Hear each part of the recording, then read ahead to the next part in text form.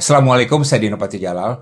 Pada tanggal 20 Oktober 2014, saya persis berada di samping SBY ketika beliau meninggalkan istana. Momen yang sama ketika Presiden Jokowi masuk ke istana untuk memulai jabatan beliau. Sejarah kembali berulang. Tanggal 20 Oktober nanti, Presiden Jokowi akan meninggalkan istana dan Presiden baru, Presiden terpilih Prabowo, akan masuk ke istana. Seandainya Presiden Jokowi menanyakan Presiden SBY apa tips untuk mengakhiri masa jabatan, apa kira-kira jawaban Pak SBY? Menurut imajinasi saya, mungkin kira-kira jawabannya seperti ini. Ada 5 hal.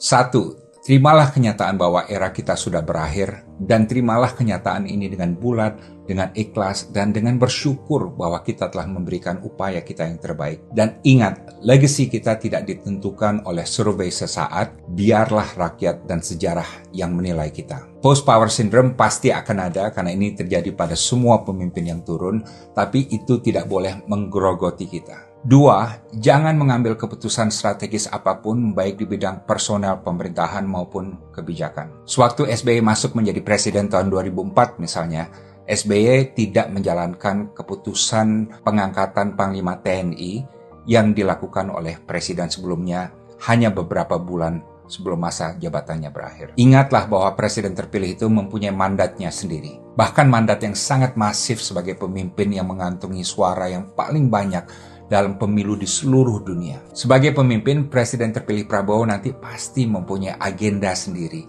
preferensi sendiri, pilihan sendiri. Kita tidak boleh mengatur-ngatur atau mengutak-atik atau mempengaruhi opsi-opsi kebijakannya. Let him decide. Is President Prabowo's time now. 3. Kita tidak boleh memposisikan diri sebagai patron terhadap presiden pengganti kita. Sepanjang sejarah Republik Indonesia, dari 7 presiden yang ada, tidak pernah ada satupun presiden yang dipatroni oleh presiden sebelumnya. Presiden Soeharto tidak pernah dipatroni oleh Presiden Soekarno. Presiden Habibie, yang notabene merupakan anak emas dari Presiden Soeharto dulu, tidak pernah menempatkan posisinya untuk dipatroni oleh Presiden Soeharto. Begitu juga Presiden Abdurrahman Wahid, Presiden Megawati Soekarno Putri, Presiden Susilo Bambang Yudhoyono, mereka tidak ada yang menempatkan diri untuk dipatroni presiden-presiden sebelumnya. Dan saya yakin juga Presiden Jokowi tentu tidak mau dipatroni oleh presiden sebelumnya atau presiden sebelum-sebelumnya. 4. Sebagai pemimpin tertinggi, idealnya kita masuk dengan baik, keluar dengan baik. Kita masuk dengan cemerlang, keluar dengan cemerlang. Kita masuk dengan terhormat, keluar dengan terhormat. Ukuran sukses kita adalah ini. Kita harus bisa mewariskan Indonesia dalam kondisi yang lebih baik kepada presiden pengganti kita. Dan jujurnya tidak semua presiden dalam sejarah Indonesia berhasil melakukan hal ini. 5, sehebat apapun kita, sebesar apapun kekuasaan kita, kita tidak lebih besar dari Indonesia.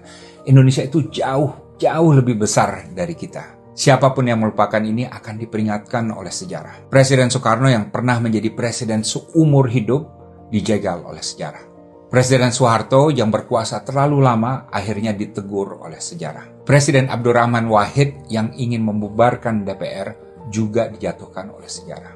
Demikian 5 butir imajinasi saya mengenai apa yang mungkin disampaikan Presiden SBY kepada Presiden Jokowi mengenai cara mengakhiri jabatan. 1. Ikhlas menerima kenyataan bahwa era kita sudah berakhir.